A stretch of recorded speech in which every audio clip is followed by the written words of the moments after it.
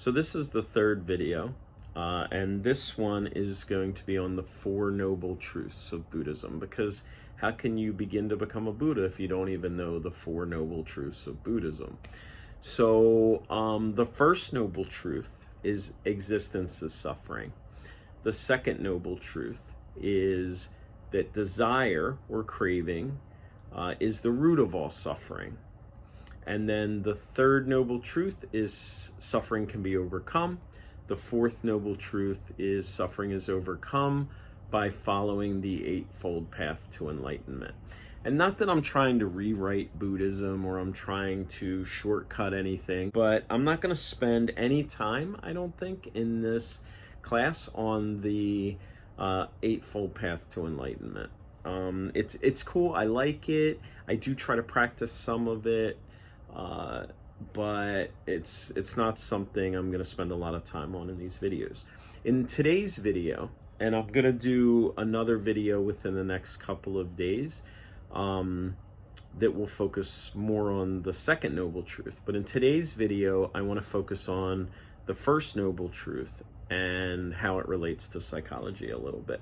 So when I first heard the first noble truth, which is existence is suffering, I was like, damn, I think existence contains suffering, but I don't know that existence is suffering. And I kind of used to argue that a little bit, but the more I learn about psychology and our brain being negative bias, I think I've made sense of that, for me at least. Okay, so in psychology, most writing on the brain and the brain being negative bias suggests that for evolutionary purposes, our brain focuses on the negative in life, okay, because that helps us survive. The positives are just nice things that add enjoyment to life, but focusing on what could be detrimental and trying to figure out how to avoid these detrimental things is how we survive. And that's more important in evolutionary terms. So if you accept that, which I do, and then you kind of stretch that into, at that point, existence is negative.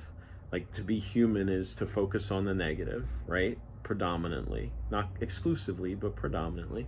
And if we can then take focusing on the negative as suffering, then that noble truth makes sense. So in the next video I do, I'm going to talk about the second noble truth, which I'm not sure if you noticed this or not, but the title of my blog on Psychology Today, the writing I do on Psychology Today, is called The Second Noble Truth, because that's a big part of my approach to life is, utilizing the second noble truth, that desire is the root of suffering, and thereby we have to overcome desire and craving to find a happier life.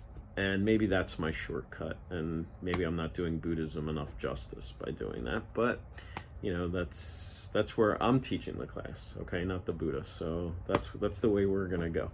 So the next video will focus on that.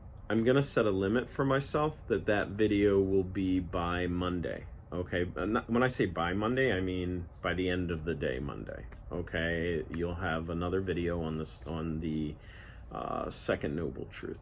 In the meantime, you can discuss anything on the Beginning to Become a Buddha class Facebook page if you want to, about existence being suffering or your perception of what I said today. I do appreciate that Elise and Odessa both participated from the last video, and I really appreciate that. I think it's nice that people are utilizing that forum to exchange ideas, and I'll see you in a couple days.